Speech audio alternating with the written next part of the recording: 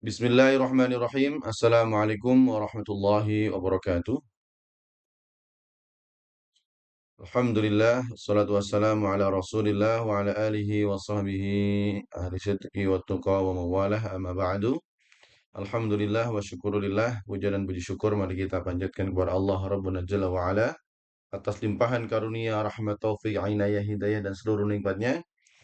Alhamdulillah hari ini di tanggal 2 bulan Wah, Agustus kita masih diberikan kesempatan untuk menimba ilmu bersama dalam kondisi sehat walafiat. Mudah-mudahan kita semua senantiasa istiqamah untuk terus bermulazamah dengan Al-Quran dan berharap Al-Quran menjadi wasilah bagi kita semua untuk mendapatkan kebahagiaan dunia dan akhirat insyaallah. Hari ini kita berusaha untuk menghidupkan Al-Quran, berharap Al-Quran menjadi pemberi kehidupan yang baik bagi kita semua dunia dan akhirat. Hari ini kita berusaha untuk mendekatkan diri dengan Al-Quran, berharap Al-Quran menjadi kawan dekat kita, baik setelah kita meninggal nanti di kubur, kemudian sampai di hari akhir nanti insyaallah biiznillah amin amin ya rabbal alamin.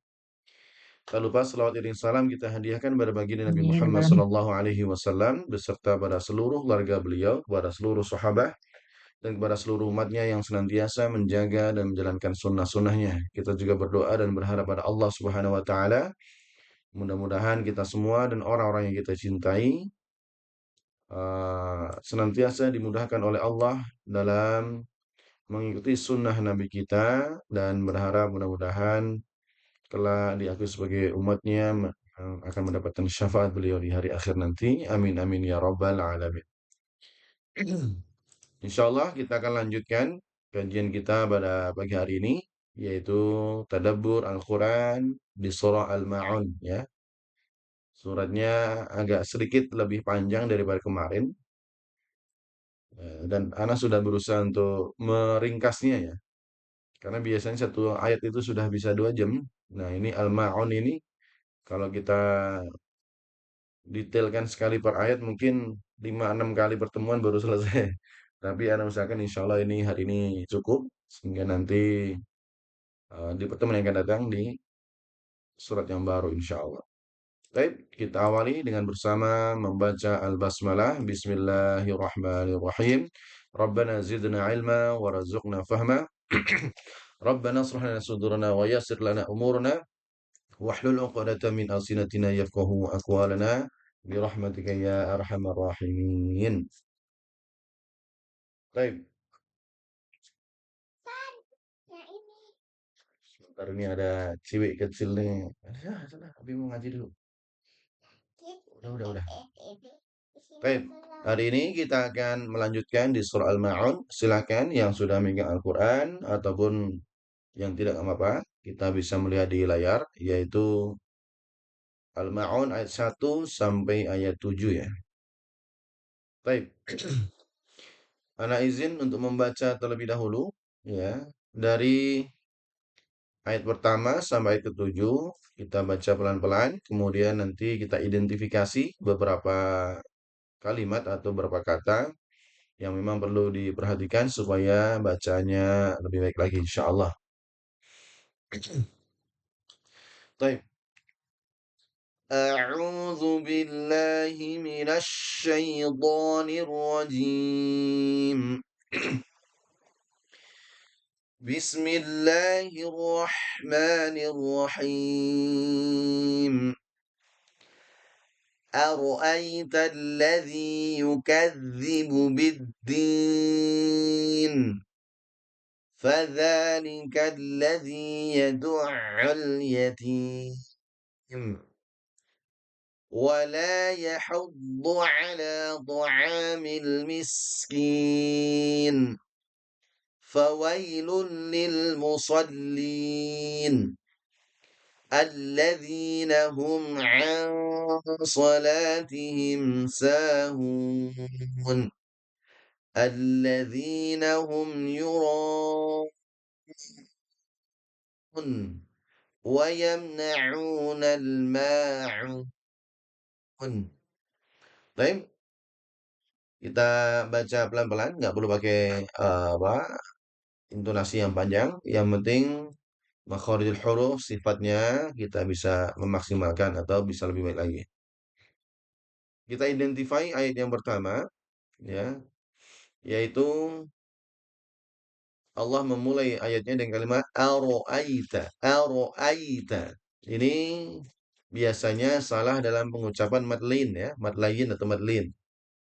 Yaitu aita dibaca aro'aita, ai, nggak ada ai ya, tapi ai.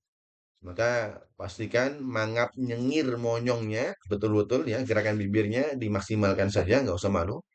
Aro'aita, bukan aro'aita, aita, bukan e tapi i ya, ai, ai. Aro'aita Masya Allah. Mohon izin. Aro'aita alladhi yukadzibu biddin. Bisa ya? Sambil dicoba di tempat masing-masing. Bukan aro'ai, tapi aro'aita. Aro'aita alladhi, itu pertemuan ujung lidah dengan ujung gigi seri atas. Atau mudahnya adalah digigit. Aro'aita alladhi, sama ya? Yukadzibu biddin. Fadza sama ya, huruf dza digigit aja ujung lidahnya. Fadzalikal ladzi sama. Fadzalikal ladzi yad'ul yatim. Ini mengalir sedikit ya. Tidak boleh ditahan. Kalau ditahan ya du tertahan dia. Ya du tertahan. Lah ini ya lah mengalir sedikit atau dalam bahasa tahsinnya sifatnya adalah tawasud atau bainiyah. Ya yatim. Oke.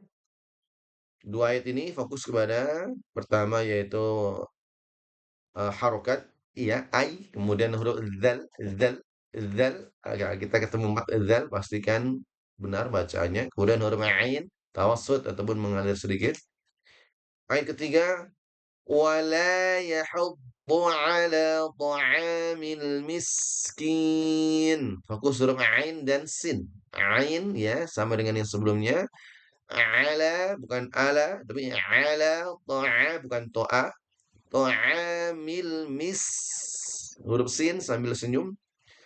Wala yahuddu ala ta'amil miskin. Bisa ya? Sambil dicoba. Fawailun lil musallin. Sama di ayat pertama. Aro'aita fawai. Wai bukan fawail. Ya, tapi wai. Fawailu. Bukan fawailu. Fawailu. Ya. I bukan E. Fawailul lil musallin. Alladzina hum huruf ain bukan ang ya sama ala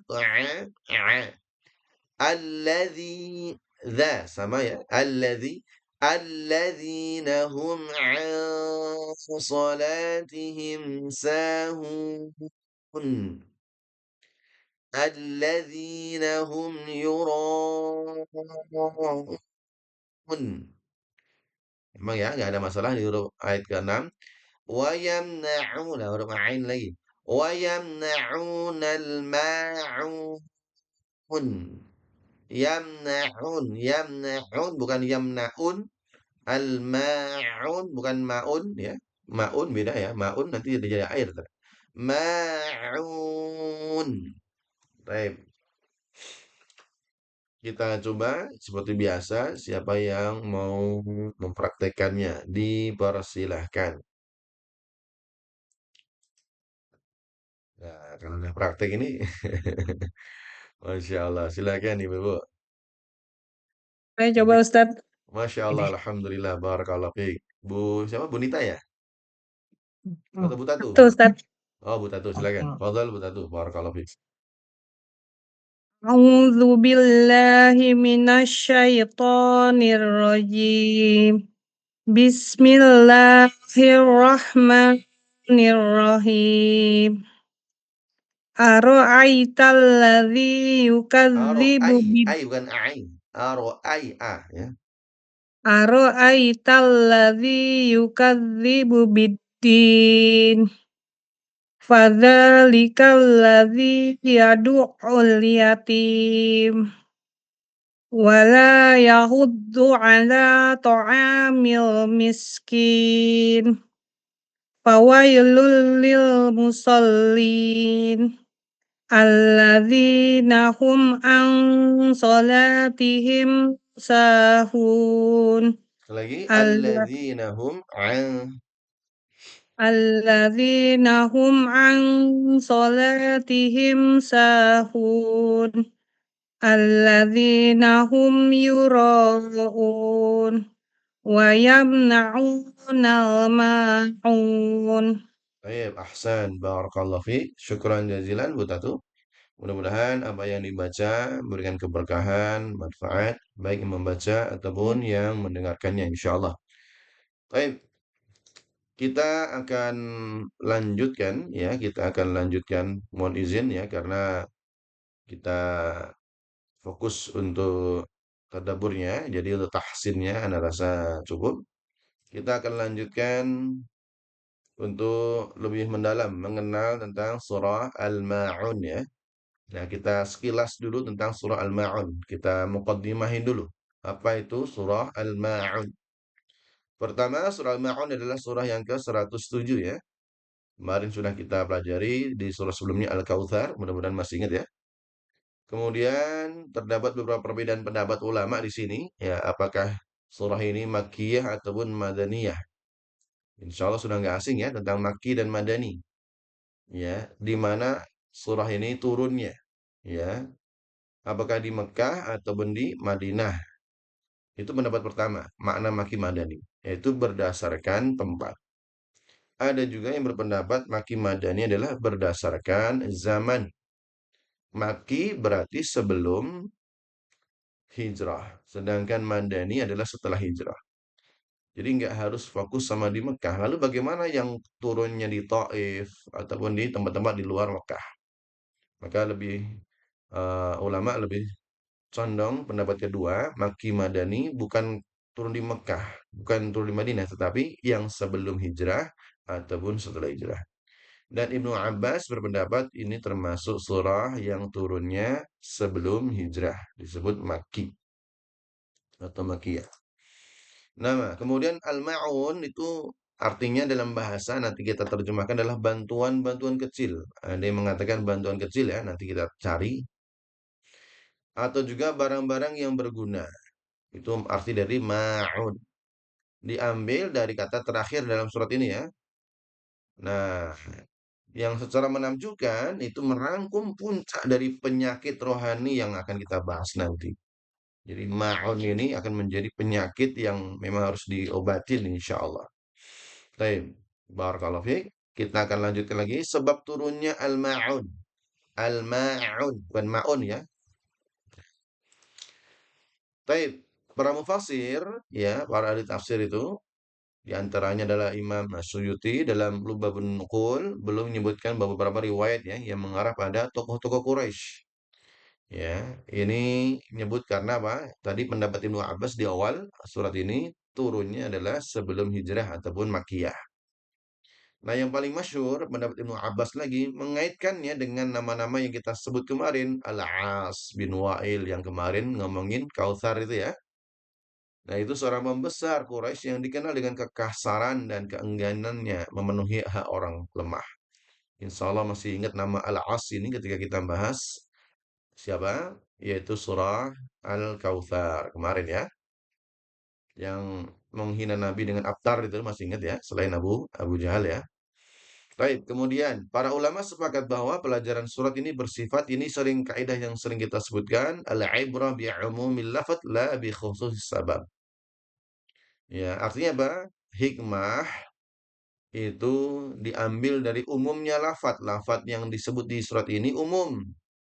Maka ibrahnya juga bisa diambil umum. La bi khususis sabab, bukan karena sebab khusus. Artinya hikmahnya tidak hanya untuk Al-As bin Wa'il saja. Ya, meskipun sebab turunnya memang membahas para pembesar Quraisy yang dia melakukan kekerasan dan keengganan dalam memenuhi orang lain. Oleh karena itu, surah ini berlaku bagi siapa saja yang memiliki sifat-sifat tersebut hingga akhir zaman.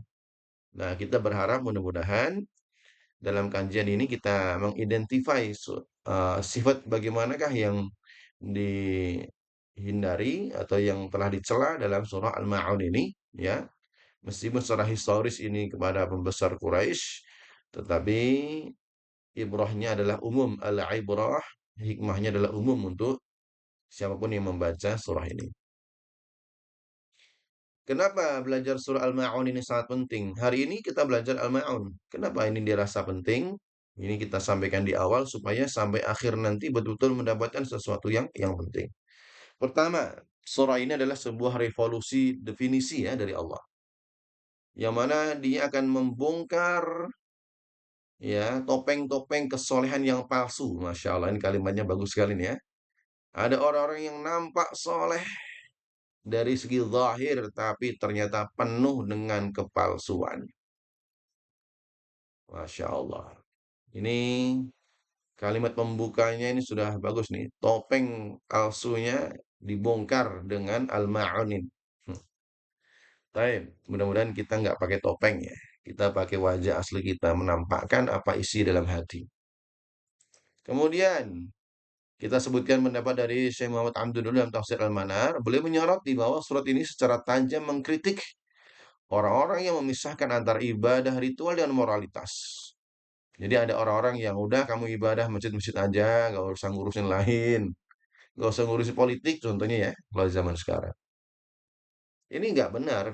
Kalau ibadah maka harus sinkron dengan sosial.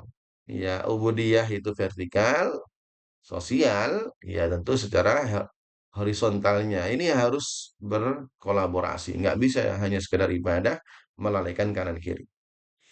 Kemudian, surat ini menjadi cermin yang memaksa kita untuk bertanya. Nah, sebelum kita masuk ini harus bercermin nih. Ini saya ngomong untuk diri sendiri ya. Ari, ayo kita belajar bareng-bareng ini. Kita nggak mengajarkan ya. Kita bareng-bareng, ayo kita bareng-bareng nyari cermin. Nah, kalau ngepasin depan saya ada cermin ini, saya bercermin muka saya. Saya lagi ngomong seperti ini, kita lihat wajah kita di sini. Ayo kita bercermin. Itu zahirnya. Tapi secara batinnya adalah yang tersembunyi. Apa cermin? Ayo kita tanya pada masing-masing kita. Apakah sholatku sudah benar-benar melahirkan kepedulian? Kita sudah sholat iya. Apakah menghadirkan dan melahirkan kepedulian? Peduli apa? Semuanya. Atau hanya sekedar rutinitas yang kosong. Yang membuat kita merasa aman secara palsu. Astagfirullah. Ini ya. Ini bab sholat ini. Sholat sudah, tetapi don't care dengan yang lainnya. Nggak care dengan tetangganya. Nggak care dengan kawannya. Bahkan nggak care dengan lingkungannya.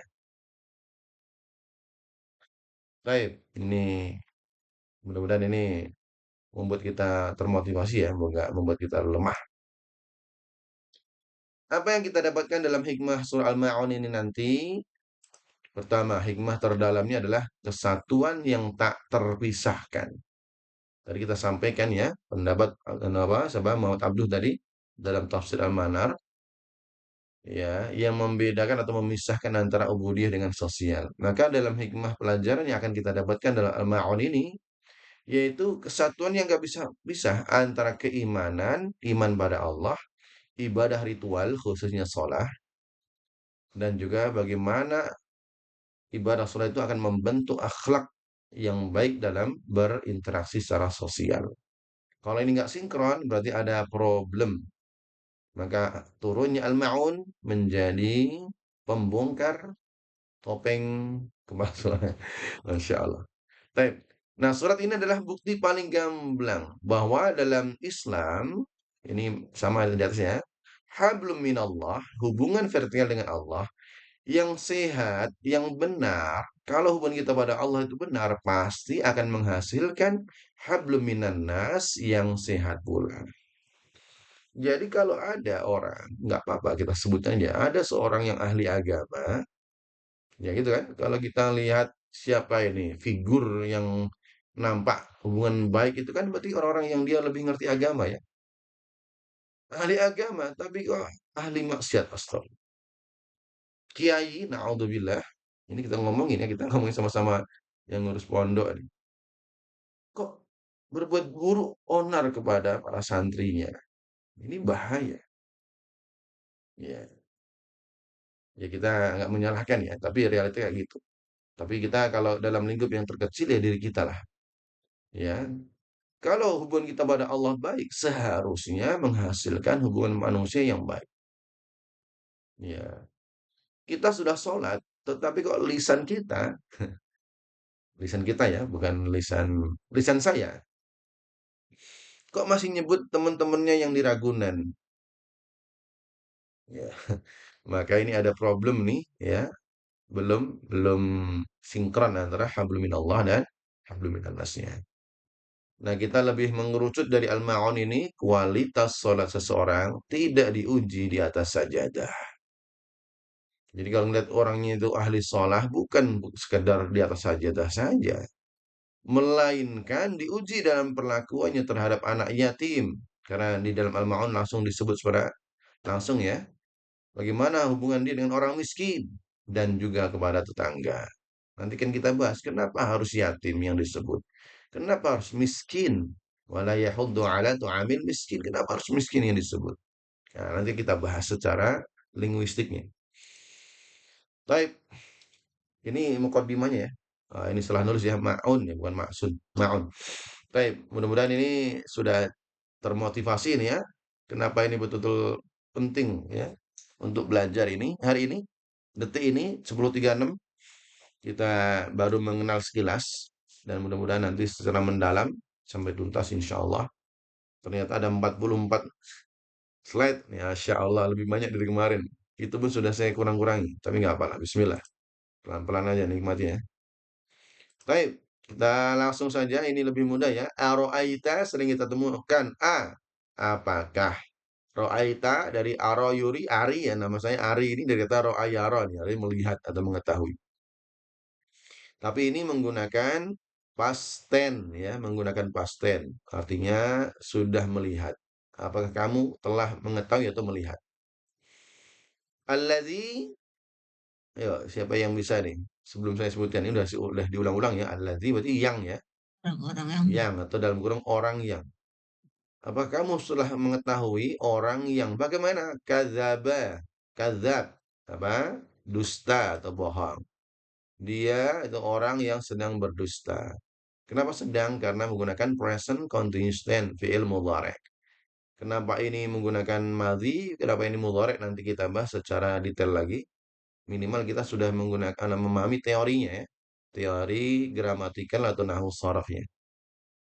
Ini menggunakan fi'il madhi atau past tense, ini menggunakan present continuous tense. Biddin, ad-din, iya kan apa? Malik yaumiddin. Nah, sering kita temukan ya, madinuka, din artinya agama. Kalau malik yaumiddin, nah nanti kita sebutkan dengan agama atau dari hari pembalasan. Mana yang benar? Dua-duanya benar nanti kita bahas. Ad-din bisa agama atau bisa hari pembalasan. Baik, sudah bisa menerjemahkan? Aro'aita, apakah engkau? Siapa engkau ini? Secara historis ya tentu Allah berdialog kepada Nabi Muhammad SAW. Wahai Muhammad, tahukah engkau kan itu? Tapi karena hari ini kita baca, ya seakan-akan kita yang diajak ngobrol nih. Ari, ya ada apa wahai Al-Quran? Aro'aita. Kamu sudah tahu belum? Apa itu? Orang yang dia mendustakan hari akhir. Ngakunya beriman besok ada hari kiamat. Tapi bohong dia. Dusta dia. Dia nggak percaya hari kiamat. Loh, kok bisa? Padahal kalau kita tanya semua orang yang beriman pada Allah, kamu yakin nggak besok ada hari kiamat? Oh, yakin dong. Tapi perilakunya nggak mencerminkan atau perilakunya mendustai hari kiamat. Siapa itu? Lanjut yang kedua. Fadzalikal ladzi yad'ul yatim. Ciri yang pertama, tentu banyak ciri ya, tapi kita membatasi ini di surah Al-Ma'un saja. Fadzalika maka yang demikian orang yang tadi mendustai hari kiamat, ciri yang langsung Allah sebutkan adalah alladzi tadi apa? Dia yang yad'ul yatim. mendustakan Yadu' artinya menghardik atau mendorong dengan kasar.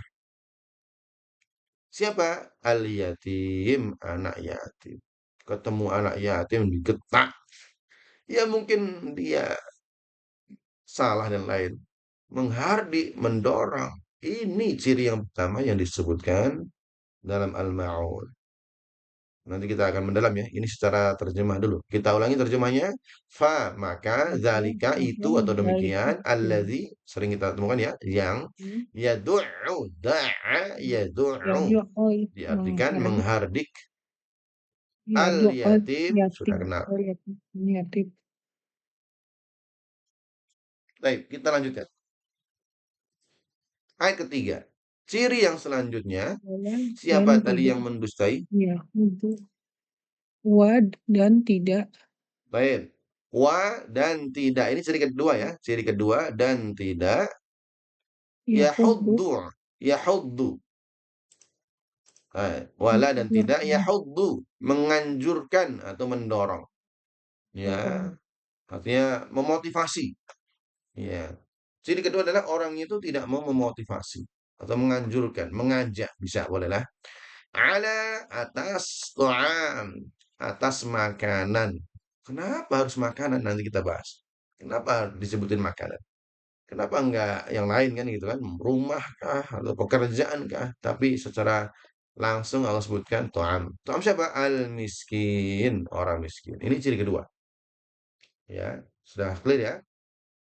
Allah bertanya, tapi pertanyaannya tidak dengan retorika. Tahukah kamu menganjurkan orang yang manusia hari akhir? ya Satu apa tadi? makanan Yang dia yang menghardik orang yang kepala anak dan yatim. tidak Kedua, yang dia tidak menganjurkan mengajak, menganjurkan, mendorong orang untuk memberi makan pada orang miskin. Baik, sudah jelas. al-miskin Kemudian, langsung setelah Allah menyebutkan dua ciri tadi, langsung Allah mencela ini. ini Fawail. Fa. bahwa Maka, seketika ya. Maka celakalah. Fawail. Wail. illa Lil musallin. Li. Untuk atau bagi al musallin orang-orang yang sholat. Baik, ini ya. Jadi konteksnya ini Allah menyebutkan langsung memberikan celaan atau ancaman bagi orang yang sholat. Kenapa diancam orang yang sholat tadi? Yaitu cirinya lagi, cirinya adalah alladzina, orang-orang yang hum. Mereka itu, ya, mereka mana? Yang tadi sholat, an sholatihim, atas atau dari sholat mereka, sahun. Sholatnya mereka lalai. Sahun, sahwi ya. Sujud sahwi, sujud yang lalai. Sujud yang menggantikan karena lalai. Baik, ini ya. Jadi Allah mencela orang yang sholat, yang mana sholatnya itu lalai atau mereka itu lalai dengan sholatnya. Nanti kita lebih terangkan lagi. Kemudian ciri kedua dari orang yang celaka sholatnya adalah alladzina hum yura'un. Alladzina apa? Sudah jelas ya. Sudah nggak saya perlu tulis. Hum, mereka. Yura'un, ria dari kata ria. Ya, mereka itu ria pamer. Ya, mereka yang lalai, kedua mereka yang pamer. Terakhir ayat ke-7, wa yamna'unal ma'un, dan mereka yamna, ya, yamna atau yanha, mencegah. Mereka mencegah apa yang dicegah? Bantuan kecil atau barang berguna. Jadi dicegah kalau ada bantuan kecil atau dia itu tidak mau memberikan bantuan, tidak mau memberikan sesuatu yang barang yang berguna. Baik, ini secara terjemah. Kita ulangi terjemahnya. Bismillahirrahmanirrahim. Ayat pertama Allah berfirman, "Ara'aita alladzi yukadzibu biddin?" Ayo sudah bisa? Ara'aita. Apakah kamu sudah mengetahui? Alladzi yukadzibu biddin. Nih, tahukah kamu orang yang mendustakan agama? Lah, kalau diterjemahnya disebutkan agama. Ini saya kopas saja ya, kopas dari terjemah Indonesia. Kalau secara linguistik, secara bahasa tadi ada dua ya, bisa agama, bisa hari pembalasan. Nanti kita bahas mana yang benar, dua-duanya benar nanti ya. Kedua, Fadzalika itulah fadzalika alladzi yad'ul yatim, menghardik anak yatim. Kemudian ciri kedua, wala yahuddu ala ta'amil miskin, dan tidak mengajak, memotivasi, menganjurkan memberi makan orang miskin. Oke ya. Ini pendusta agama atau pendusta hari kiamat. Cirinya dua. Kemudian lanjutnya, fawailul lil musallin. Maka kecelakaanlah bagi orang-orang yang sholat. Masya Allah. Kalau berhenti di sini bahaya nih. Mosok sudah sholat dibilang celaka, maka nggak boleh koma di sini, nggak boleh titik, ya. Harus koma. Yaitu alladzina hum an sholatihim sahun. Orang-orang yang lalai dalam sholatnya. Kemudian ciri kedua, orang-orang yang alladzina hum yura'un. Ketiga, wa yamna'unal ma'un, dan enggan menolong dengan barang berguna. Baik, ini baru secara terjemah. Tapi minimal sudah ada gambaran umumnya ya. Ini ngomongin apa kan ini? Nah, lebih lebih bagus lagi nanti kalau kita lebih fokus untuk tadaburnya. Sekarang kita fokus pada tadabur per ayat. Kita masuk ayat pertama dan kita detailkan ya. Ayat pertama, aro'aital ladzi yukadzibu biddin. Masih ingat ya terjemahnya ya? Aro'aita, apakah engkau mengetahui alladzi, orang yang yukadzibu, dia berdusta, biddin, dengan agama atau dengan hari pembalasan. Oke, kalau sudah mulai terjemahnya, kita fokus kepada tadaburnya. Kata aro'aita tadi apa artinya? Allah bertanya, apakah kamu sudah mengetahui, kan gitu kan?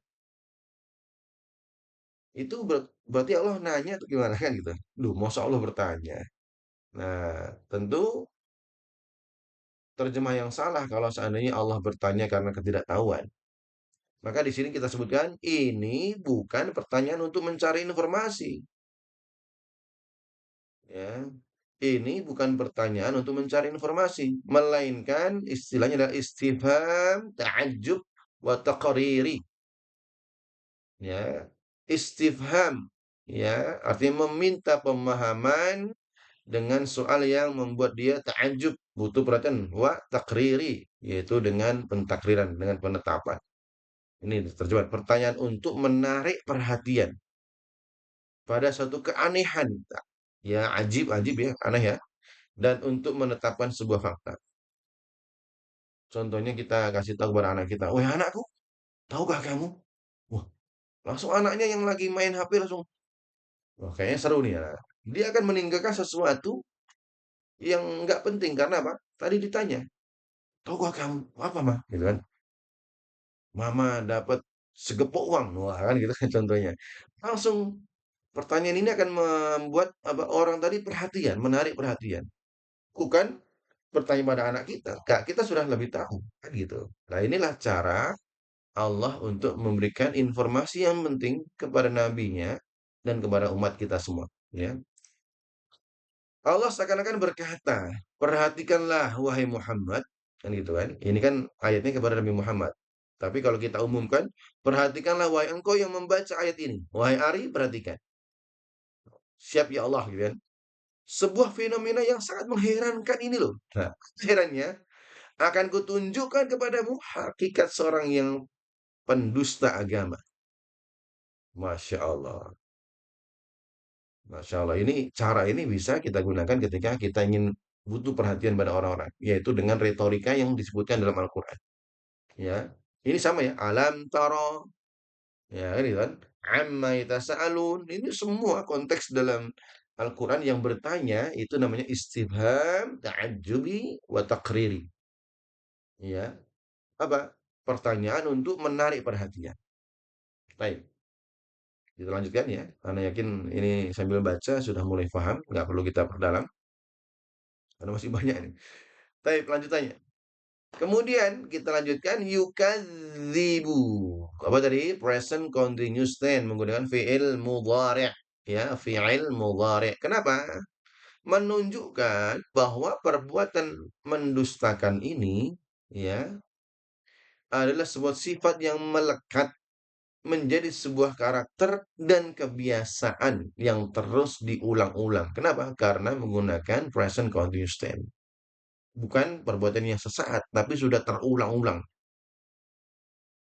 dan tanpa disadari bisa jadi ya ada orang yang dia punya sifat ini dan dia tanpa disadari dia adalah terus mendustakan agama. Ya, jadi Allah ingin menyebutkan sifat yang dia terus terulang-ulang bagi orang yang mendustakan agama. Baik. Kata ad-din, nah tadi ya, din kita fokus di sini. Tadi kita artikan sebagai agama. Memang secara terminologinya, secara bahasanya dia adalah agama. Tapi kita sebutkan yaitu induknya apa?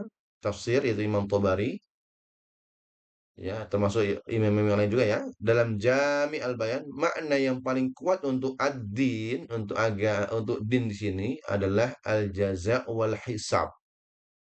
Nah, kalau kita merunut pada pendapat ini, maka ad-din yang kuat adalah al-jaza wal hisab.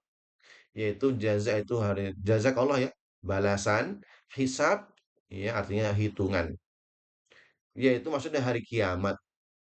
Ya, berarti makna yang kedua yaitu bahwa hari kiamat. Berarti tahukah kamu sesuatu fenomena yang sangat mengesankan, sesuatu yang aneh. Ada orang yang terus kerjaannya tiap hari mendustai hari kiamat. Masya Allah. Kalau ini kan enak kita memahami kan kita. Taib.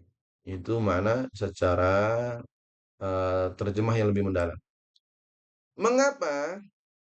Kenapa Imam Tobari menyebutkan lebih fokus pada maknanya hari kiamat? Karena orang-orang tidak benar-benar yakin akan adanya hari pertanggungjawaban di hadapan Allah. Akan merasa bebas berbuat semena-mena di dunia. Nah, saya ulangi. Kenapa beliau lebih condong maknanya dari hari kiamat? Karena orang yang tidak yakin, ya, tidak benar-benar yakin akan datang adanya pertanggungjawaban di hadapan Allah. Apa yang terjadi? Dia akan seenaknya sendiri melakukan sesuka hatinya di dunia. Ya, berarti orang-orang yang dia melakukan kemaksiatan, orang yang suka korupsi, orang yang suka berbohong dengan segala apa amanah yang dia berikan. Berarti dia benar-benar tidak benar-benar yakin akan adanya pertanggungjawaban. Kalau dia yakin dipertanggungjawabkan, mungkin dia merasa aman, ya, di Mahkamah Agung di Indonesia aman dia. Tapi dia, ya, pasti nggak aman di depan Allah. Makanya dia semena-mena di dunia. Imannya kepada hari akhir hanya di bibir saja, tidak meresap ke dalam hati dan perilakunya. Maka Imam Tabari lebih condong kepada hari kiamat. Baik, jelas ya. Meskipun makna kedua betul juga. Makna pertama betul juga apa? Agama, boleh. Apa pelajaran di ayat pertama? Allah menetapkan standar pertama. Di ayat ini Allah langsung menetapkan standar pertama pendusta agama atau pendusta hari kiamat. Ternyata yang mendustakan hari kiamat atau agama ini ranahnya bukan ranah apa sekedar ranah yang lain, tetapi ya lihat ini ranahnya adalah perilaku. Ya, Allah nggak butuh pengakuan secara lisan saja. Aku sudah beriman, enggak. Karena orang munafik pun juga mengatakan aku beriman. Kan gitu. Maka standar keimanan ya ya tentu dilihat bagaimana dia lisan sinkron dengan perilakunya. Baik, ketidakpercayaan yang sesungguhnya pada hari pembalasan terwujud dalam bentuk kekejaman sosial nih. Kalau ada orang yang melakukan kekejian, ya keji, nggak amanah kemudian menyelewengkan amanah, itu adalah apa? Ketidakpercayaan yang sesungguhnya pada hari pembalasan. Jadi kalau ada orang yang dia sesuka hati hidup di dunia ini, bukti nyata dia itu nggak percaya akan adanya hari pembalasan. Baik, ini pelajaran yang pertama yang bisa kita ambil di ayat pertama. Mudah-mudahan ini bisa dipahami ya. Ayat kedua, langsung menyebutkan cirinya. Langsung cirinya siapa tadi? Fadzalika, maka yang demikian, alladzi dia adalah orang yang yadu'al yatim, menghardik Anak-anak ya yatim. Terjemahnya ya. Kita perluas. Kata fadzalika, huruf fa di sini sering kita ulang ya, fa al-fasilah, ya. Al-fasihah yang berfungsi sebagai jawaban tegas atas pertanyaan di awal tadi. Seakan-akan jika kamu ingin tahu siapa dia, maka ini loh, ini orangnya ini, ya, kan? Langsung seketika, fa seketika. Ya. Kalau kamu ingin tahu siapa dia yang mendustakan tadi, yang apa? Yang dia semena-mena di dunia, yang dia seenaknya melakukan kekejaman. Nah, ini nih orangnya nih. Mana? Alladzi yad'ul yatim. Kata yad'u ini adalah kata kunci yang sangat keras. Ya, kata kuncinya, cirinya adalah yad'u. Imam Qurtubi, ini termasuk ya induk dari tafsir juga, menjelaskan bahwa ad-da'u ya, da'a yad'u, da'u adalah mendorong dengan keras atau kasar. Jadi secara fisik langsung, ya, secara fisik, ya, mendorong dengan keras. Itu pendapat dari Imam Qurtubi. Meskipun ya tidak selalu dengan fisik ya, bisa jadi lisan lebih keras daripada fisik kan gitu. Intinya dia menghardik atau melakukan kekerasan, ya baik fisik ataupun secara lisan kepada siapa? Yatim. Ibnu Katsir menambahkan bahwa maknanya adalah orang yang menzalimi hak anak yatim. Nah, berarti lebih luas lagi ini ya kalau Ibnu Katsir ya. Sama ini induknya tafsir. Yadu'ul yatim berarti lebih luas. Bukan hanya secara fisik atau secara lisan, termasuk juga adalah mendolimi hak anak yatim, tidak memberinya makan, tidak memperlakukannya dengan baik. Ya Allah. Apalagi naudzubillah, insya Allah nggak ada ya. Tapi kalau ada naudzubillah, ya bikin yayasan sosial yatim piatu, tapi hanya untuk display, untuk founding saja. Naudzubillah. Nanti uangnya dimakan sendiri. Naudzubillah, la haula wala quwata illa billah. Tapi insya Allah nggak ada ya. Kalau ada ya mudah-mudahan sudah bertaubat. Baik, baik. Nah, yadu'u, jadi yadu'u ini bukan sekedar tidak memberi, melainkan perlakuan yang disertai penghinaan, kekerasan verbal, atau pengusiran yang kejam. Jadi dari berbagai macam pendapat tadi kita ambil globalnya, ya penghinaan berarti dengan lisan, kekerasan verbal menurut Imam Qurtubi tadi, atau pengusiran yang kejam. Ya ini beberapa contoh saja ya, contoh yang bisa dilakukan. Pertanyaannya siapa anak yatim itu? Siapakah anak yatim? Jangan sampai nanti anak-anak yatim. Waduh, siapa anak yatim itu? Nah, ini pemahaman yang eksklusif ya, nggak semua orang disebut yatim. Ya, saya anak yatim, umur saya udah 60 nih, saya nggak punya bapak. Ya, itu bukan yatim. Itu baru syarat pertama, ada dua syaratnya. Pertama, anak yang ayahnya sudah meninggal. Oke, anak ya, bukan, mohon maaf, bukan ibu-ibu, bukan bapak-bapak, bukan kakek-kakek, tapi anak. Kalau ngomongin anak kan berarti masih kecil. Masih kecil, ayahnya, bukan ibunya ya, bukan ibunya. Kalau ibunya meninggal, belum disebut yatim. Yang disebut yatim adalah bapaknya yang meninggal. Ya, nanti boleh diskusikan di sini ya. Tapi ini kan nanti panjang. Kita fokus saja. Yatim itu syaratnya dua. Satu, anak. Kemudian masih anak-anak, ayahnya sudah meninggal. Anak yang bagaimana? Anak yang belum balik. Nah, ini kalau ibu-ibu di sini pengen sedekah, pastikan anaknya, kalau ngomongin, oh saya santunan yatim, pastikan santunan yatim jangan sampai ke bapak-bapak yang sudah dewasa, ya, atau mungkin anak-anak, iya anak, tapi sudah umur SMA, dia sudah balik, itu bukan yatim. Kalaulah dia sudah meninggal ayahnya, berarti dia fokusnya bukan yatim, tetapi kurang mampu saja atau miskin saja. Beda ini ya. Jadi secara makna harus jelas siapa yang yatim itu. Kemudian kenapa yang dituju kok harus yatim? Nah, ini kan bagus nih ya. Fadzalikal ladzi yad'ul yatim. Kenapa Allah yang disebut kok yatim? Bukan fakir miskin, bukan yang lainnya kan gitu. Kenapa harus yatim? Ini kan harus menimbulkan pertanyaan bagi kita. Jadi kalau kita baca Al-Quran, harus tanya, kenapa kalimatnya ya du'u? Gitu kan? Kenapa ini harus yatim, bukan yang lain? Nah, ini cara bagaimana kita menghadirkan rasa untuk lebih tahu dengan firman Allah ini. Maka kita hadirkan di sini, kenapa harus yatim? Nah, anak yatim dipilih sebagai contoh pertama. Kenapa? Karena dia adalah representasi kelemahan paling puncak dalam struktur sosial. Ya, sudah anak kecil lemah kan, sudah tidak ada pelindungnya ayah. Maka kita katakan tadi, kalau yang meninggal ibunya dia bukan yatim, karena masih ada pelindung. Ya, ayahnya masih bisa nikah lagi kan maksudnya gitu kan gitu. Tapi ini kan yang paling pelindung, pelindung utamanya ayah. Nah, maka ini Allah fokus kepada yatim bukan yang lainnya. Dan jangan dibiaskan makna yatim ya, zaman sekarang ya, jangan dibiaskan. Jangan terlalu melebar. Fokus dua ini saja syaratnya. Baik, kita lanjutkan.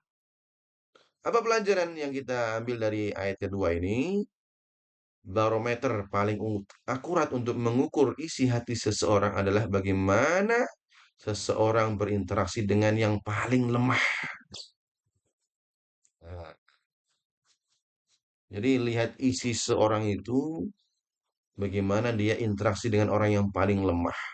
Apakah dia keras, kasar, atau berlemah lembut. Kalau sama anak yatim dia baik, maka isi hatinya pasti baik. Kan paling lemah. Sama pasangannya pasti baik. Ya. Karena ada orang-orang yang dia, jangankan kepada anak yatim, sama anak kecil aja nggak suka. Anak kecil digaplokin gitu. Na'udzubillah. Kemudian orang yang berani berlaku kejam pada anak yatim menunjukkan bahwa hatinya telah kosong dari rahmat Allah. Apa tadi yatim? Representasi dari kedudukan orang paling lemah. Nah, bukti nyata pertama dari pendustaan agama, berarti tadi ya, ini bukti pertama nih. Matinya rasa belas kasihan, hilangnya rahmat dalam diri seorang, dan munculnya kekejaman terhadap mereka yang paling tidak berdaya. Ini apa? Bukti nyata pendusta agama atau pendusta hari kiamat. Ayo kita analisa dalam diri kita. Bagaimana sikap kita pada orang yang paling lemah tadi, yatim dalam hal ini. Atau kepada anak kecil lah. Atau yang di atasnya lagi kepada wanita. Atau kepada kawan kita. Ya, sama yang kuat saja dia keras, apalagi sama yang lemah kan gitu. Maka kita harus berlembut, khusus kepada yatim. Ya, jangan sampai kita berlaku kasar pada yatim, nanti kena cap di sini. Capnya apa? Yukadzibu biddin, pendusta agama atau pendusta hari kiamat. Baik, ini makna yang kedua. Kita lanjutkan. Benar-benar nggak terlalu cepat ya, karena ini masih separuhnya ini. Siri kedua, wala yahuddu ala tu'amil miskin. Wala, tadi sudah ya, kita lewati saja. Wala yahuddu, langsung ya. Wala yahuddu ini apa? Ini adalah level keburukan yang lebih dalam daripada sekedar tidak memberi. Wala yahuddu. Ada istilahnya yahutsu. Ada yahutsu, al-hatsu. Level naiknya adalah yahuddu. Yahutsu, kalau hatsa yahutsu, itu adanya perintah, mendorong dan memotivasi. Tapi kalau yahuddu itu lebih dalam lagi. Ya, artinya apa? Orang ini tidak hanya kikir pada dirinya sendiri, tapi ia juga tidak memiliki kepedulian sosial sama sekali. Dia tidak merasa bahwa kemiskinan di sekitarnya itu merasa itu bukan tanggung jawab bersama. Jadi betul-betul nggak peduli, introvert sekali. Gitu. Kalau introvert untuk diri sendiri silakan, tapi kalau untuk urusan apa nih, untuk sosial ini bahaya. Maka kalimat yahuddu ini betul-betul untuk dirinya sudah nggak perhatian, bahkan sekelilingnya pun nggak perhatian. Nah, ini bahaya.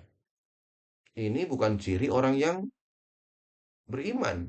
Orang beriman, dia kepada Allahnya baik, kepada kanan kirinya dia perhatian.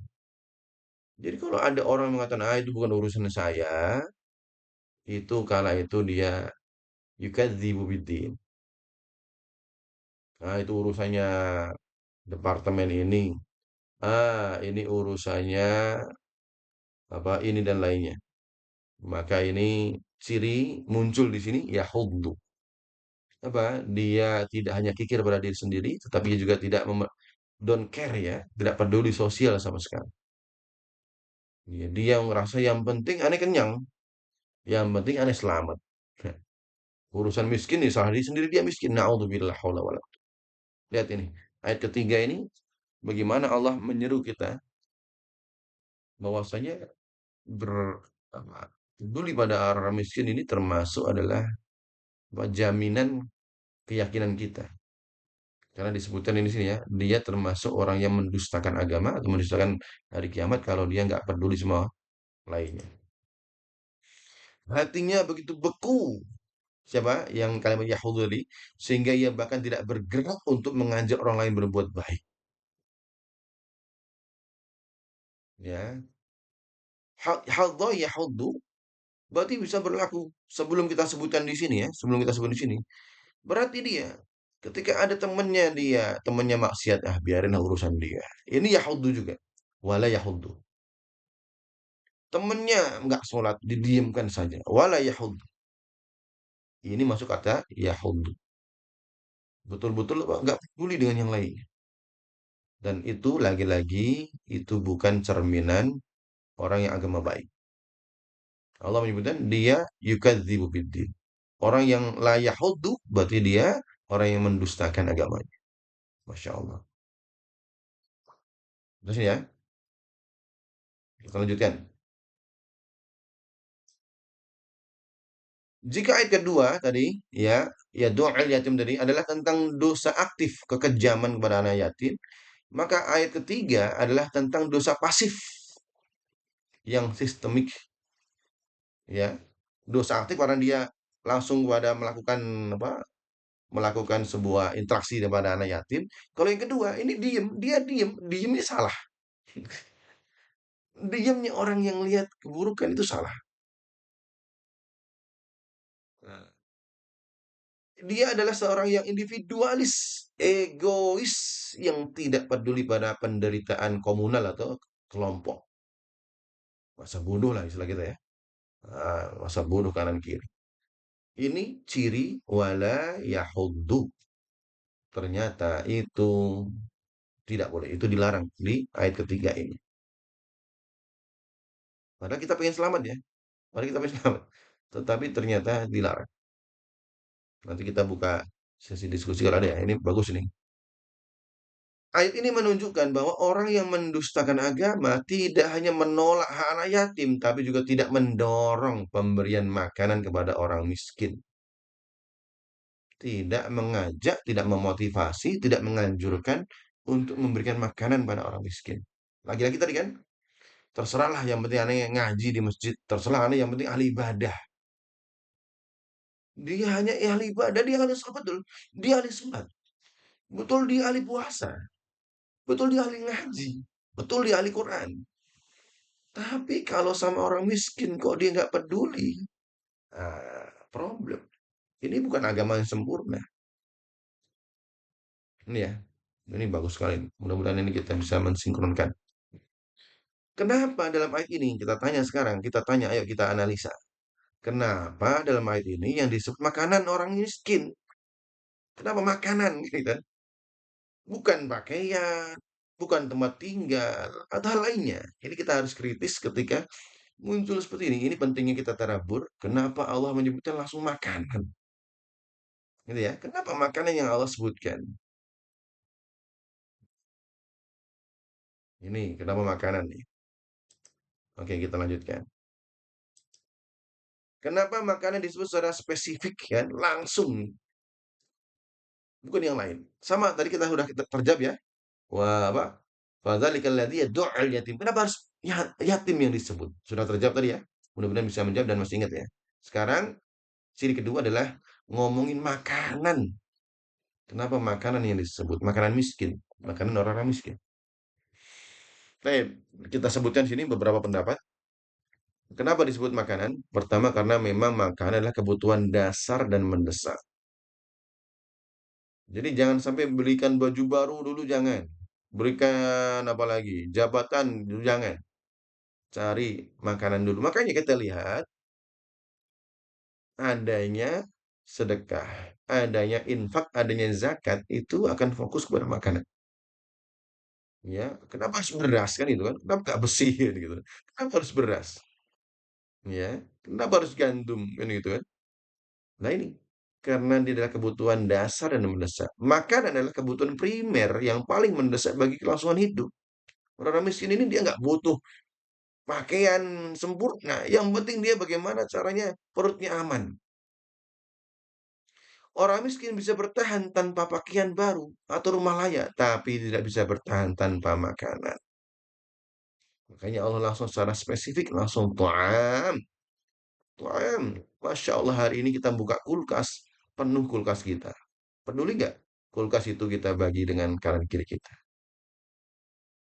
Masya Allah. Hari ini udah makan nasi, Alhamdulillah. Lauknya, Masya Allah, Alhamdulillah. Peduli nggak dengan kanan kiri depan rumah kita? Kan ini mengajak ini.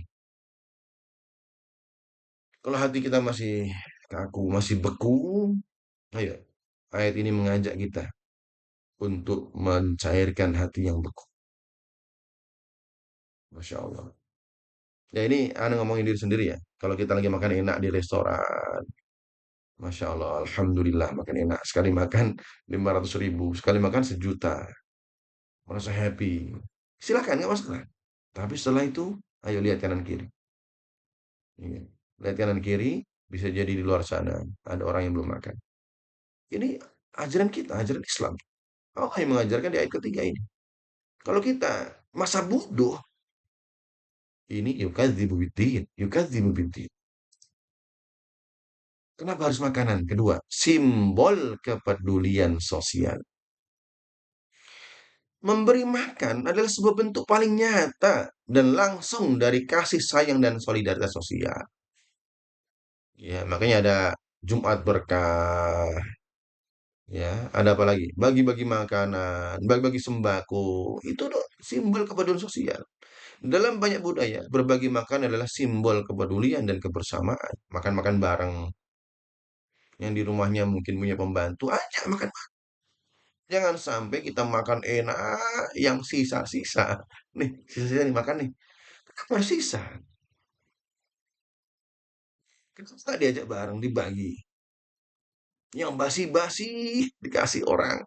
Kita pun mau enggak, kita aja suruh makan enggak mau, kenapa kasih orang lain? La haula wala quwata illa billah. Ah, ya kalau kita sendiri nggak mau makan, kenapa harus kasih orang lain? Kan gitu kan. Karena kita kebalik, ya, yang buruk-buruk untuk orang lain. Ini persis ceritanya anak Nabi Adam kan gitu.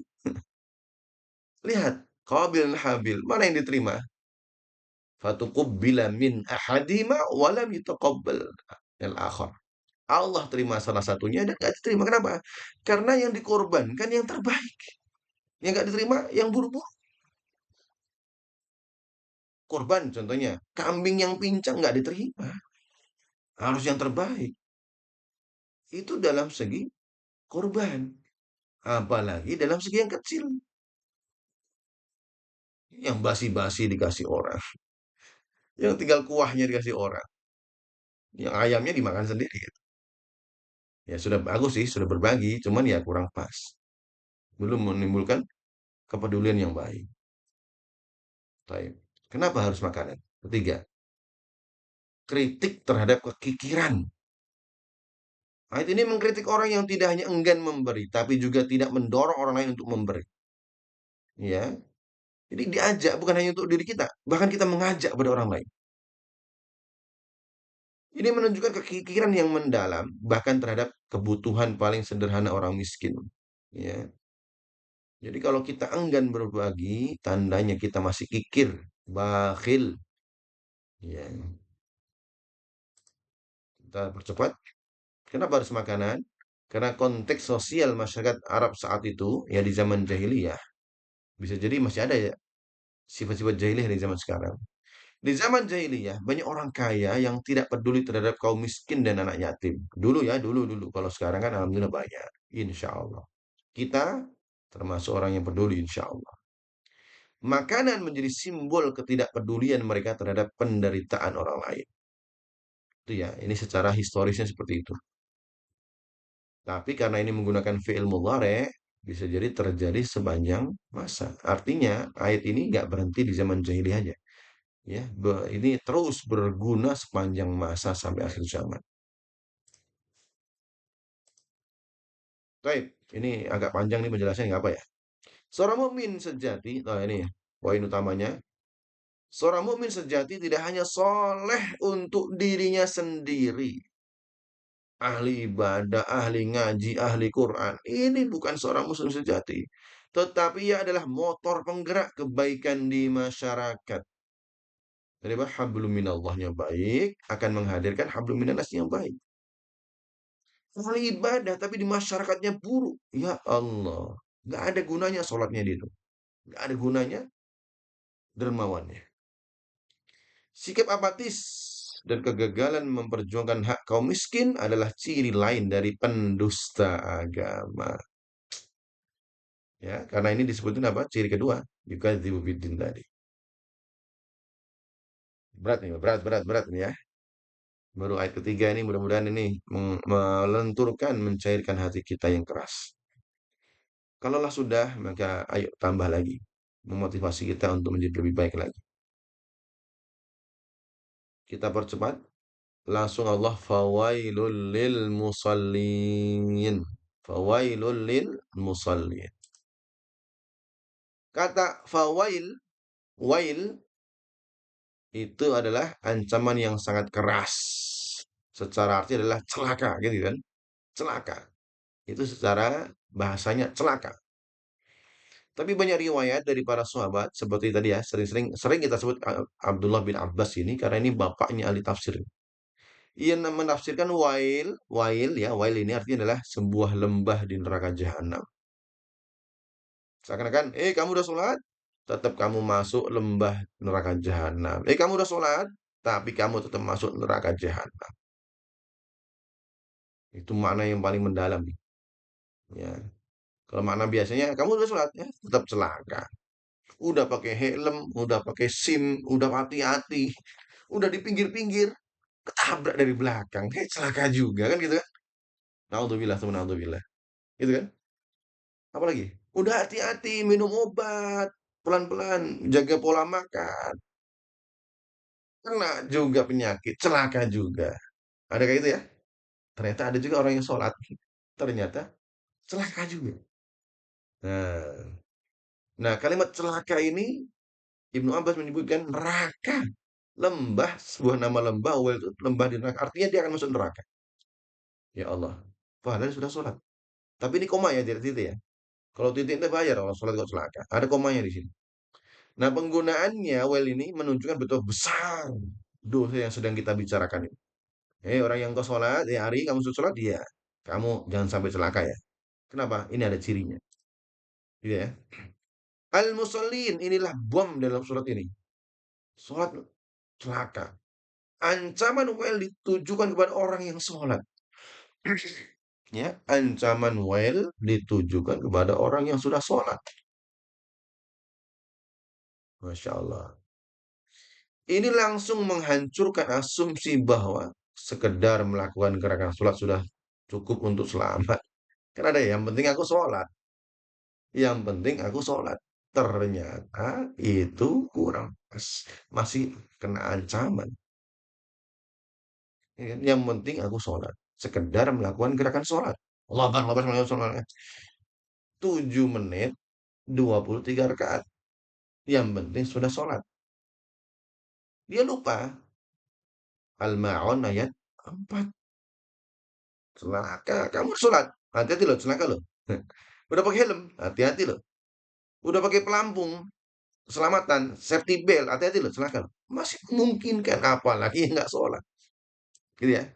Nah, Ibnu Abbas berpendapat bahwa bahwa ini ya, bukan bauha, salah nulis saya.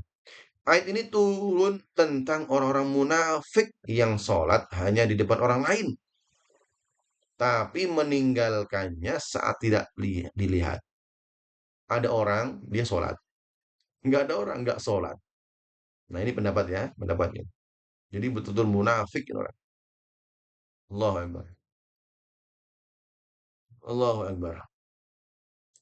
Kita perdalam. Anak pengen menyebut. Nah, ini pendapat yang lain ya, lanjutannya ya. Ini saya tambahkan karena ini masih koma. Saya lanjutkan.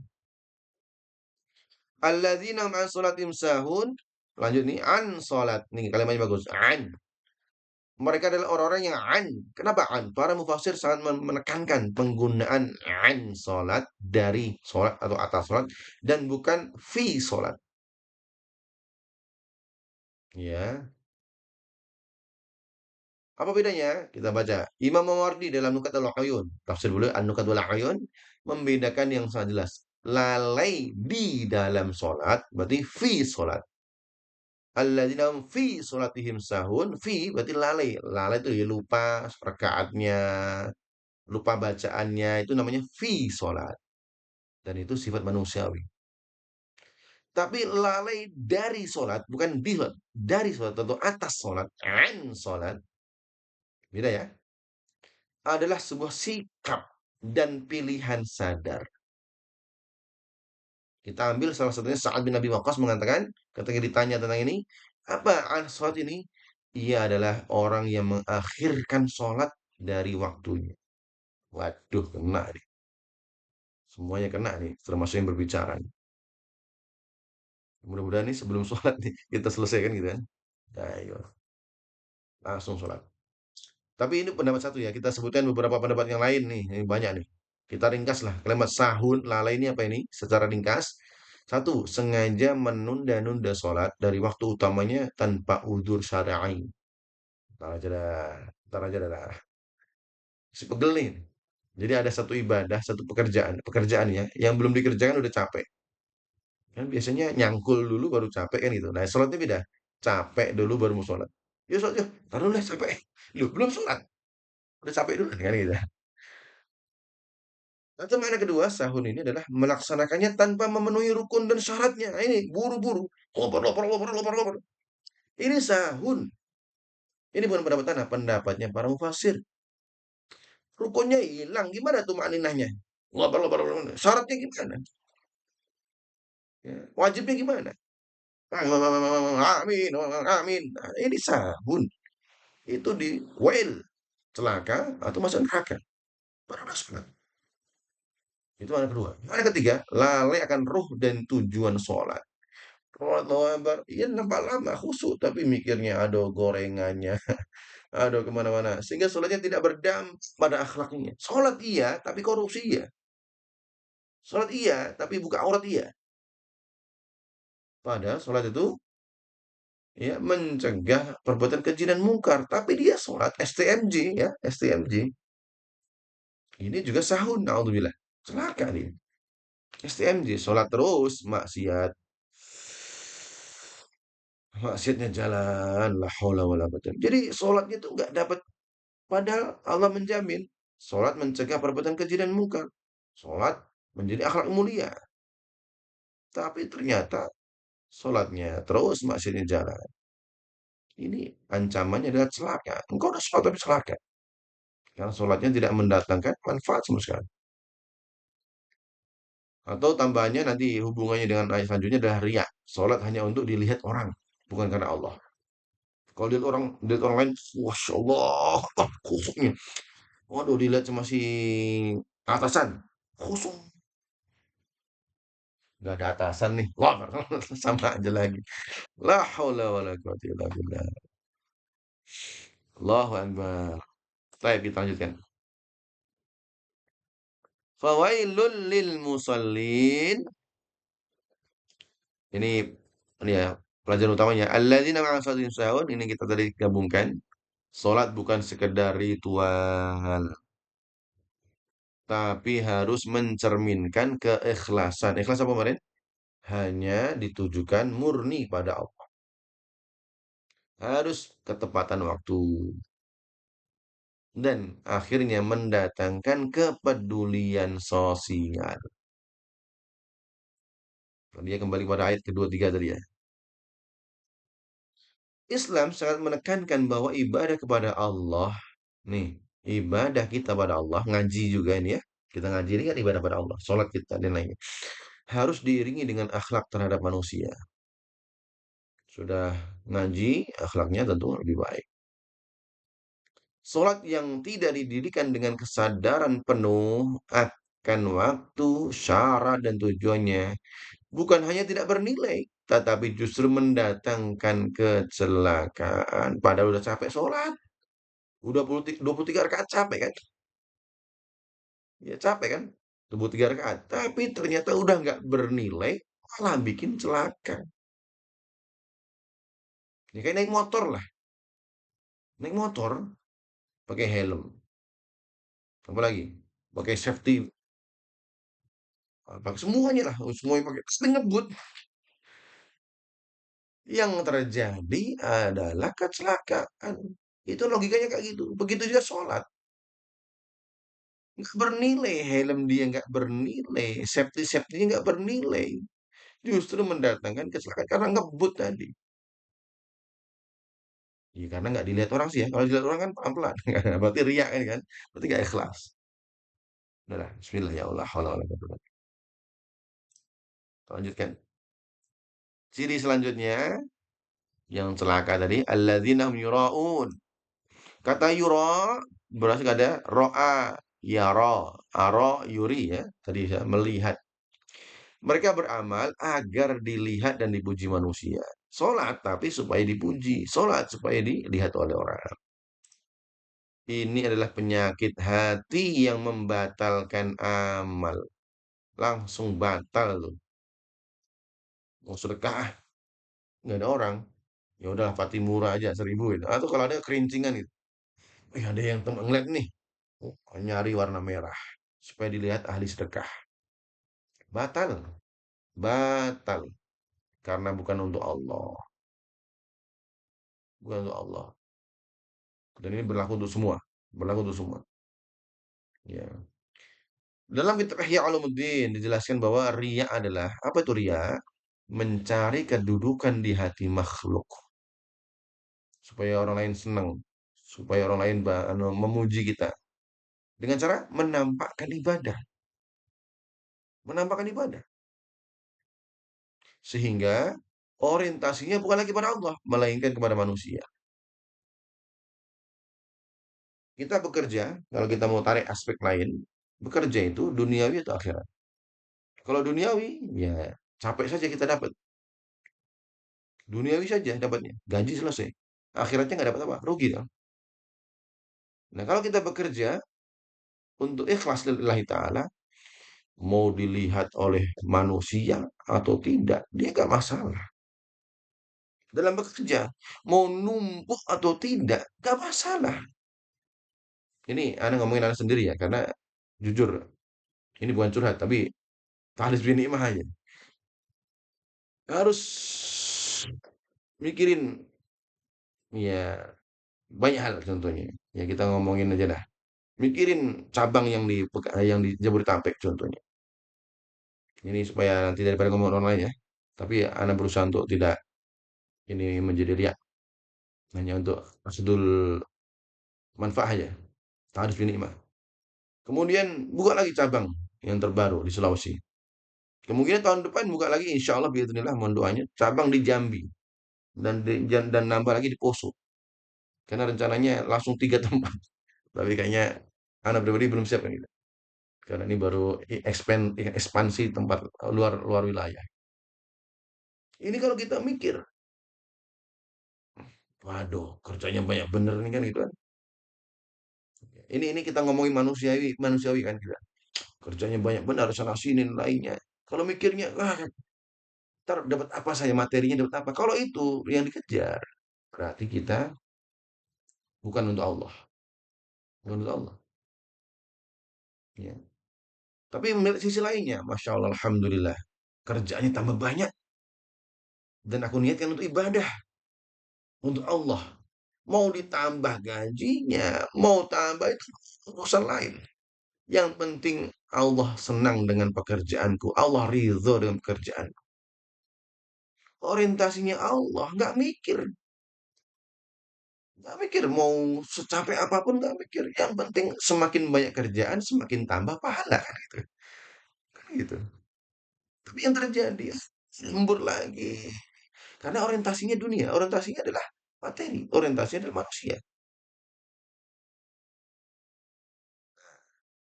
Ini benar-benar bisa diaplikasikan dalam kehidupan kita. Ya. Bahkan kalau seandainya kita sudah kerja maksimal gitu, atasan mencaci maki kita, kamu tuh kerjanya nggak bagus, udah biasa aja. Allah sedang menyelamatkanku di tempat ini. Itu sudah maksimal, Allah melihat.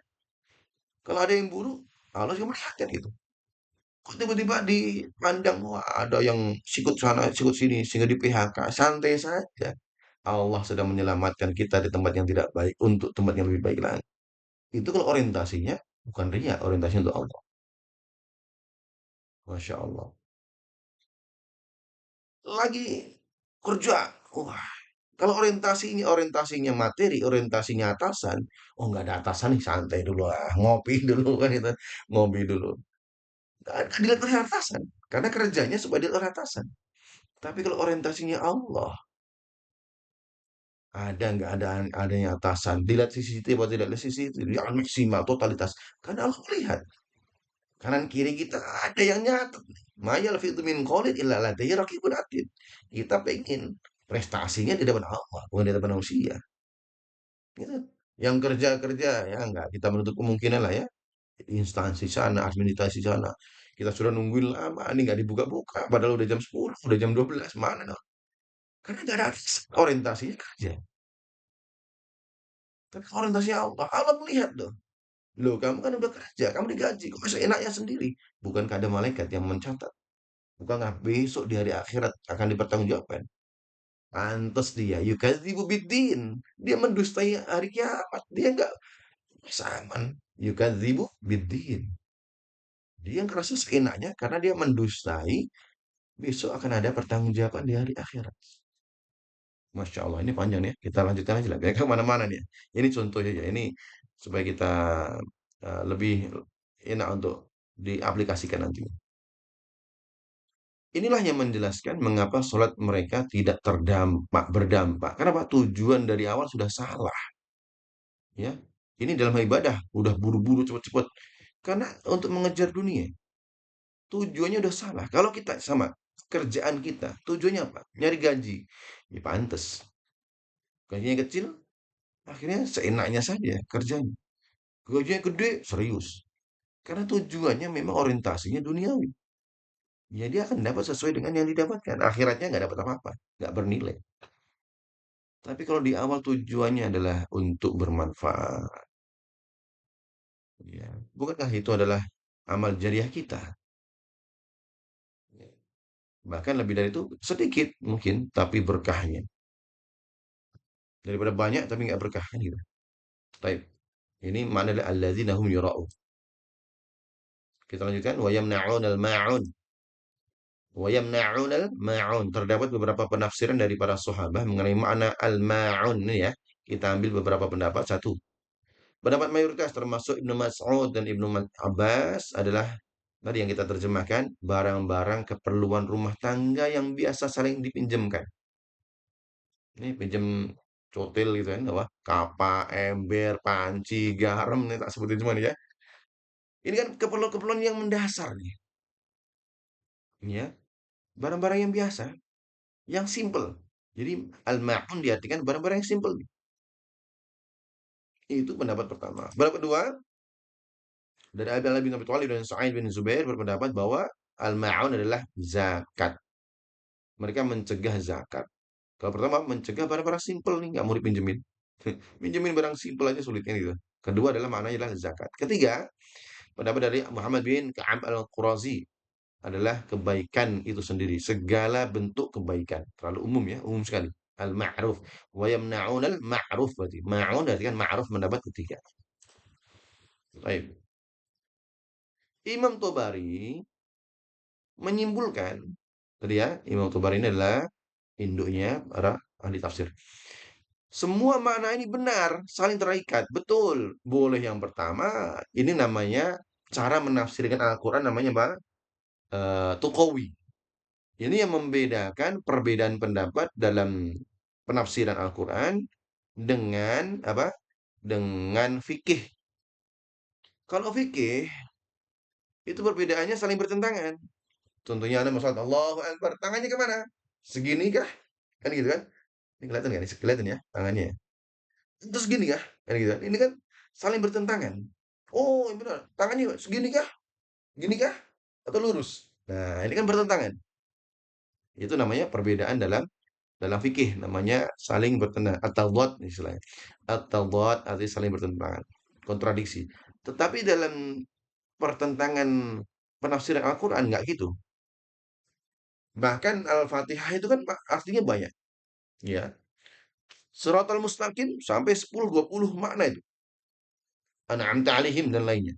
Tapi dari berbagai makna itu saling menguatkan. Boleh makna ini, boleh ini. Artinya semakin banyak maknanya, semakin kaya esensi dari Al-Quran itu sendiri. Dan itu boleh. Makanya dalam menafsirkan Al-Quran itu ada dua. Menafsirkan bil ma'thur sesuai dengan dalil. Atau bil ra'yi dengan statement. Statement inilah yang terjadi banyak perbedaan tadi kan. Ada zakat, ada barang-barang yang biasa digunakan. Atau bahkan semua kebaikan. Namun pendapat ini statement ya. Statement dari Imam Tobari. Makna dasar adalah yang pertama. Apa tadi? Apa yang pertama tadi? Mana barang-barang keperluan rumah tangga yang biasa saling dipinjamkan. Termasuk duit kali ya? Nggak tahu dia. Tapi umum ya. Baik. Logikanya. Nah, kenapa Imam Tabari menggunakan pendapat pertama? Logikanya sangat kuat. Jika untuk meminjamkan barang sepele yang tidak akan mengurangi hartanya saja mereka enggan, ya kan? Sepele saja enggan, maka bagaimana mungkin mereka mau mengeluarkan zakat yang wajib atau melakukan kebaikan yang lebih besar? Nah, ini masuk logikanya Imam Tabari ini bagus nih. Gitu ya. Jadi yamnaunal ma'un adalah sesuatu yang sepele. Kalau sepele saja dia enggan, apalagi yang lebih besar. Baik itu diartikan sebagai zakat ataupun kebaikan yang lebih luas. Ya, ini termasuk orang-orang yang celaka. Ayat ini adalah penutup yang menguliti tingkat kekikiran. Masya Allah, saking bakilnya dan egoisnya ini. Sholatnya yang penuh riak ternyata tidak mampu mengikis sifat pelit bahkan untuk level bantuan yang paling remeh. Maka celaka ini. Sholat tetapi masih riak, sholat tetapi masih bakhil sekali. Nggak ada gunanya sholatnya. Maka disebut sholatnya itulah celaka. Maka poinnya, puncak dari kerusakan iman yang digambarkan surat ini adalah matinya semangat tolong-menolong dan kepedulian sosial. Bahkan untuk hal-hal yang paling mendasar dalam kehidupan bertetangga. Insya Allah, ini puncak dari kerusakan iman seseorang yang dia mendustakan agama. Alhamdulillah.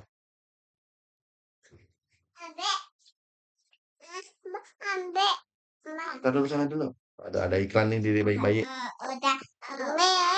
Sana sama Ami dulu. Ayo sebentar cantikku. Masya Allah. Kakak, Dede ibu sana dulu. Mohon maaf ini ada iklan ini. Masya Allah. Bapak Ustadz lucu. Dede. Baik. Baik, Ana tutup dengan review ya, review. Ana tutup review ada 4 atau berapa tadi. Untuk menambahkan ya relevansinya untuk hari ini. Tentu sudah banyak ya masing-masing punya pandangan sisi yang bisa diambil. Tapi ini Ana ambil di sini tambahannya. Iman sejati adalah iman yang berbuah akhlak. Iman sejati adalah keimanan yang menghasilkan akhlak yang baik. Iman bukan sekedar keyakinan dalam hati, tetapi sebuah energi yang harus menjelma menjadi amal soleh dan akhlak yang mulia. Masya Allah. Makanya tingkat keimanan Nabi ketika ditanya kana khuluqul Quran. Bagaimana akhlak Nabi? Akhlak Nabi adalah Al-Quran. Masya Allah. Ini jawaban istri yang luar biasa mencerminkan akhlak dari Nabi SAW.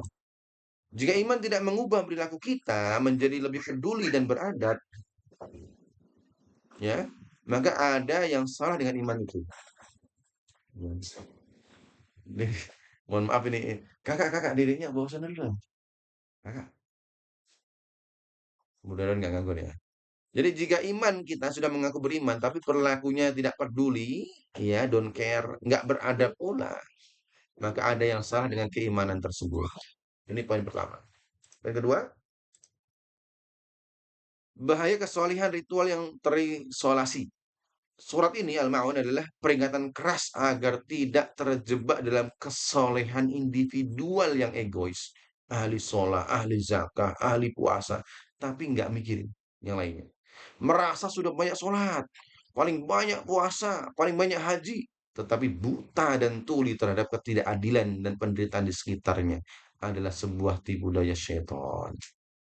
La haula wa la quwwata illa billah. Ketiga, Islam adalah agama keadilan dan rahmat sosial. Itu adalah agama Islam. Jadi jangan sampai Islam yang dimunculkan hanya sekedar kekerasan. Ini kita belajar Islam yang sesungguhnya dari Al-Ma'un. Inti dari risalah Islam, dari wahyu Allah, menegakkan keadilan dan menyebarkan rahmat. Al-adlu wa rahmah.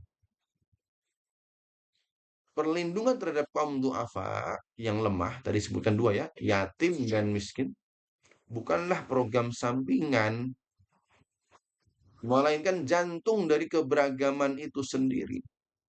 Jadi jangan menjadi sampingan ini ya, perlindungan ini harus menjadi utama.